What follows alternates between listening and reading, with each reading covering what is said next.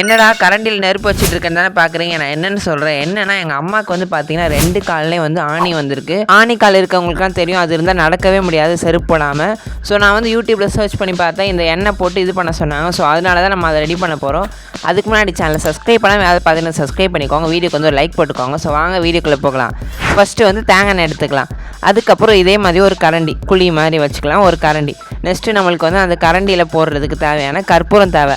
So கற்பூரம் கொஞ்சம் எடுத்து வச்சுக்கலாம். நெக்ஸ்ட்டு அந்த கரண்டியை வந்து அடுப்பு பர்னர் மேலே வச்சுட்டு அதை வந்து ஆன் பண்ணி விட்ருங்க.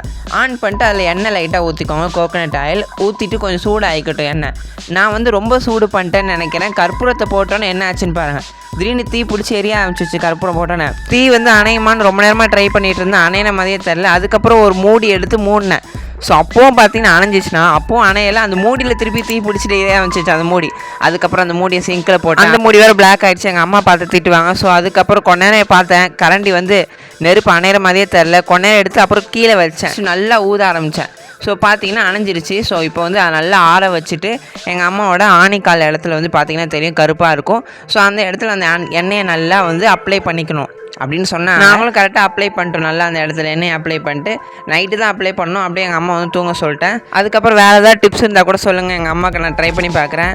அதுக்கப்புறம் வந்து நம்ம சேனலில் நான் ஃபஸ்ட் டைம் ஸ்விக்கி டெலிவரி பண்ணி ஒரு வீடியோ போட்டிருக்கேன். நான் எவ்வளோ ஏர்ன் பண்ணேன் எல்லாம் பார்க்கணும். இந்த ஆர்மார்க் காட்டுற ஆப்ஷன் தொட்டு பாருங்கள். பாய்.